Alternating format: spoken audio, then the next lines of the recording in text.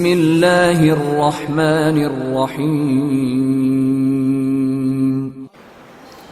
الحمدللہ آج ہم 28ویں پارے کی ابتدا کر رہے ہیں۔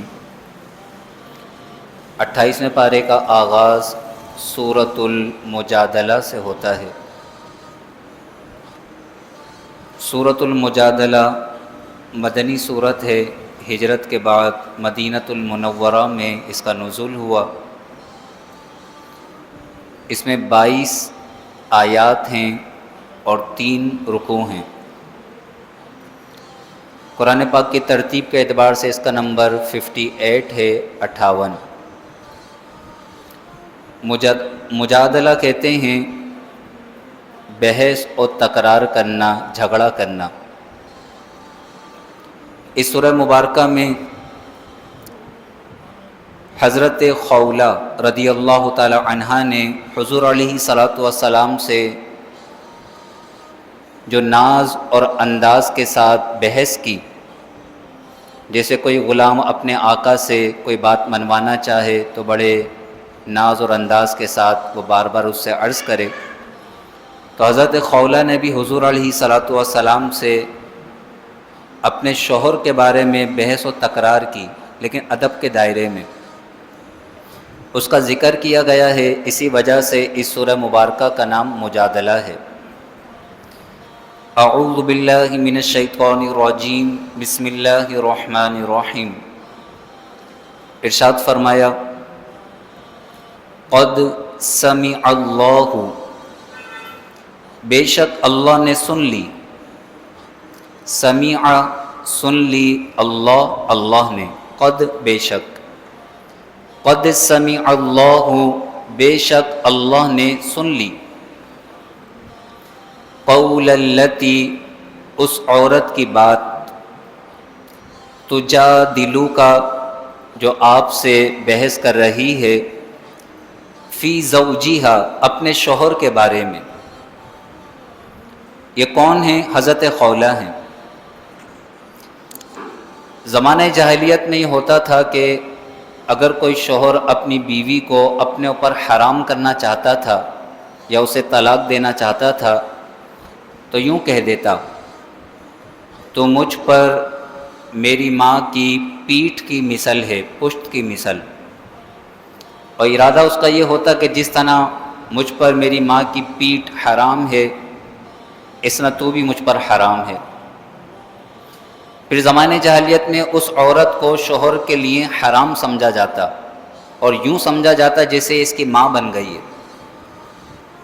حضرت اوس رضی اللہ تعالی عنہ، آپ نے بھی کسی بات پر حضرت خولہ سے یہ کہہ دیا، جا تو مجھ پر میری ماں کی پیٹھ کی مثل ہے۔ کہنے کا تو کہہ دیا، لیکن پھر بڑے نادم ہوئے اور کہنے لگے مجھے لگتا ہے کہ تو مجھ پر حرام ہو گئی۔ حضرت خولہ حضور علیہ الصلاۃ والسلام کی خدمت میں حاضر ہوئیں، سارا واقعہ ذکر کیا، اور پھر حضور علیہ الصلاۃ والسلام سے عرض کرنے لگیں کہ اوس نے مجھے یہ کہہ دیا ہے، میرے چھوٹے چھوٹے بچے ہیں، عمر بھی بڑی ہو گئی ہے، والدین بھی وفات پا چکے ہیں، میرا مال بھی ختم ہو چکا ہے، اگر ان چھوٹے بچوں کو میں اوس کے پاس چھوڑوں، اپنے شوہر کے پاس چھوڑوں تو ہلاک ہو جائیں، کوئی دیکھ بھال نہ کرے، اگر اپنے پاس رکھوں تو بھوک سے مر جائیں۔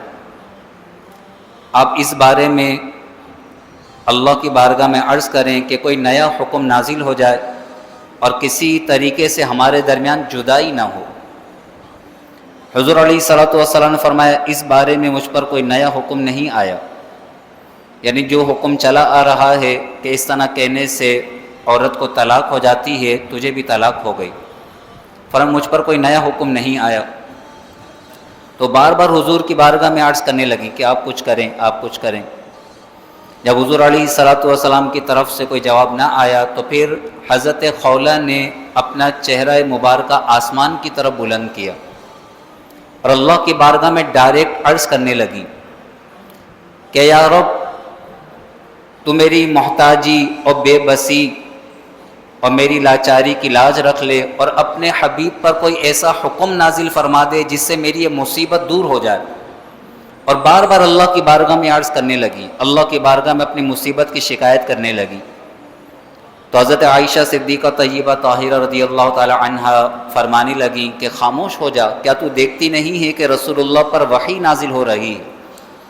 اور حضور علیہ الصلوۃ والسلام پر ان آیات کا نزول ہوا اسی وقت جب حضرت خولہ نے سچے دل سے اللہ کی بارگاہ میں عرض کی، تو اللہ تبارک و تعالی اسی وقت اپنے حبیب پر ان آیاتوں کا نزول فرما دیا، اور اللہ تبارک و تعالی نے زہار کے حکم کو بیان فرمایا جو اگلی آیات میں بیان کیا جا رہا ہے۔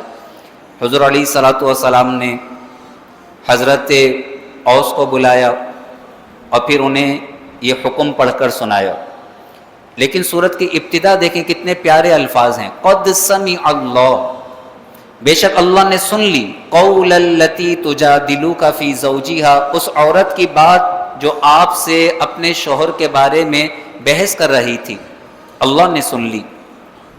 تو انسان اللہ کی بارگاہ میں دعا کرے، بندے کا اپنے رب کو پکارنا اللہ کو بڑا پسند ہے، اللہ کو بڑا پسند ہے، اور خاص طور پر نماز کے بعد جب انسان اللہ کی اطاعت و فرما برداری کرے، نماز کے بعد اللہ کی بارگاہ میں دعا کرنا یہ اللہ کو بڑا پسند ہے۔ فرشتے کہتے ہیں مانگ تیرا رب تجھے عطا فرمائے گا۔ حضور علیہ السلام نے تعلیم فرمائی، نماز کے بعد خاص طور پر دعا مانگنے کی تعلیم فرمائی۔ ایک صحابی سے فرمایا کہ ہمیشہ نماز کے بعد یہ دعا مانگتے رہنا، اللہم اعنی علی ذکرک و شکرک و حسن عبادتک، فرمایا ہر نماز کے بعد یہ دعا مانگنا، اور پھر دعا کے آداب سکھائے۔ بعض دعا کے اندر ہاتھ نہیں اٹھاتے، ہاتھ کو نیچے رکھتے ہیں۔ اللہ کے دربار کا ادب یہ ہے کہ اپنے ہاتھوں کو اٹھائیں، کہ جب بندہ خالی ہاتھ اللہ کے دربار میں اٹھاتا ہے تو اللہ انہیں خالی واپس لوٹانے سے حیا فرماتا ہے۔ دعا کے آداب ہیں، انسان کو پڑھنا چاہیے احادیث کو۔ تو اللہ فرماتا ہے قد سمع اللہ قول التی تجادلک فی زوجہا، بے شک اللہ نے سن لی اس عورت کی بات جو آپ سے اپنے شوہر کے بارے میں بحث کر رہی ہے، وتشتکی الی اللہ، اور اللہ کی بارگاہ میں شکایت کر رہی ہے، یا رب میری مصیبت کو دور فرما۔ واللہ یسمع تحاورکما، اور اللہ آپ دونوں کی گفتگو کو سن رہا ہے، تحاورکما وہ جو کہہ رہی ہیں اور آپ جو جواب دے رہے ہیں، واللہ یسمع اور اللہ سن رہا ہے، تحاورکما آپ دونوں کی گفتگو کو، ان اللہ سمیع بصیر، بے شک اللہ خوب سننے والا خوب دیکھنے والا ہے، اللہ ہر بات کو سنتا ہے، ہر بات کو دیکھتا ہے۔ پھر زہار کا کیا حکم ہے، زہار کے کیا احکام ہیں، اگلی آیت میں بیان کیے گئے، انشاءاللہ کل سماعت کریں گے۔ اللہ تبارک و تعالی حضرت خولہ بنت ثعلبہ رضی اللہ تعالی عنہا کی مقبول دعا کے صدقے ہماری دعاؤں کو بھی قبول و منظور فرمائے۔ حضرت خولہ کا صحابہ کرام بڑا ادب کیا کرتے تھے، بڑا ادب کیا کرتے تھے۔ حضرت عمر فاروق رضی اللہ تعالیٰ عنہ کے دور خلافت تک آپ حیات رہیں، زندہ رہیں۔ حضرت عمر فاروق تشریف لے جا رہے تھے، سواری پر سوار تھے، اپنے درباریوں کے ساتھ تھے، حضرت خولہ نے روک لیا اور روک کر بڑی نصیحتیں فرمانے لگیں، جیسے بڑی بوڑھی خاتون جو ہوتی ہیں وہ نصیحتیں فرمانے لگتی ہیں۔ کافی دیر تک نصیحتیں فرماتی رہیں۔ ان نصیحتوں میں ایک نصیحت یہ بھی تھی، آپ فرمانے لگیں کہ اے عمر، جسے موت کا یقین ہوتا ہے تو وہ اس بات کا خوف رکھتا ہے کہ کہیں کوئی ضروری چیز رہ نہ جائے۔ کتنی پیاری نصیحت ہے۔ جسے موت کا یقین ہوتا ہے کہ مجھے مر کر اللہ کی بارگاہ میں جانا ہے، تو وہ اس بات سے ڈرتا ہے کہ کوئی ضروری چیز رہ نہ جائے، وہ ہمیشہ ہر ضروری چیز کا اہتمام کر کر اللہ کی بارگاہ میں جاتا ہے، فرائض، واجبات، سنتیں وغیرہ۔ کافی دیر تک جب وہ نصیحتیں کرتی رہیں تو آپ کے پاس جو لوگ موجود تھے وہ کہنے لگے کہ اتنی دیر سے آپ بوڑھی خاتون کی باتیں سن رہے ہیں۔ تو حضرت عمر فاروق رضی اللہ تعالیٰ عنہ فرمانے لگے کہ اگر یہ مجھے صبح سے شام تک بھی یہاں روکے رکھیں اور نصیحتیں کرتی رہیں تو میں ان کی بات کو سنتا رہوں گا۔ ارے عمر، ان کی بات کو کیوں نہ سنے کہ اللہ ساتوں آسمان کے اوپر ان کی گفتگو کو سماعت فرماتا ہے، ان کی بات کو سنتا ہے۔ اللہ تبارک و تعالی ان کی مقبول دعاؤں کے صدقے ہماری دعاؤں کو قبول فرمائے۔ ہمیں کثرت سے اللہ کی بارگاہ میں دعائیں مانگنے کی توفیق عطا فرمائے۔ دعا بڑی اہمیت کی حامل ہے۔ دعا جو دل سے نکلتی ہے، اثر رکھتی ہے، پر نہیں مگر طاقت پرواز رکھتی ہے، اللہ کی بارگاہ میں ڈائریکٹ دعا پہنچتی ہے۔ اور حضور علیہ السلام نے فرمایا ان الدعاء یرد القضاء، اگر کوئی چیز تقدیر کو بدل سکتی ہے تو دعا ہے، بے شک دعا تقدیر کو بدل دیتی ہے۔ یرد البلا، بے شک دعا آنے والی بلاؤں کو ٹال دیتی ہے۔ تو اللہ کی بارگاہ میں انسان جو دعائیں مانگتا ہے، دعائیں بڑی اہمیت کے حامل ہیں۔ دعائیں بلاؤں کو ٹال دیتی ہیں، عمر میں اضافہ کر دیتی ہیں، تقدیر کو بدل دیتی ہیں۔ دعا قلعے کی معنی انسان کی حفاظت کرتی ہیں۔ اللہ تبارک و تعالی ہمیں دعاؤں کی اہمیت کو سمجھنے کی توفیق نصیب فرمائے۔ آمین وآخر دعوانا ان الحمد للہ رب العالمین وصلی اللہ تعالی علی خیر خلقہ ونور عرشہ سیدنا و مولانا محمد وعلی آلہ واصحابہ اجمعین آمین برحمتک یا ارحم الراحمین۔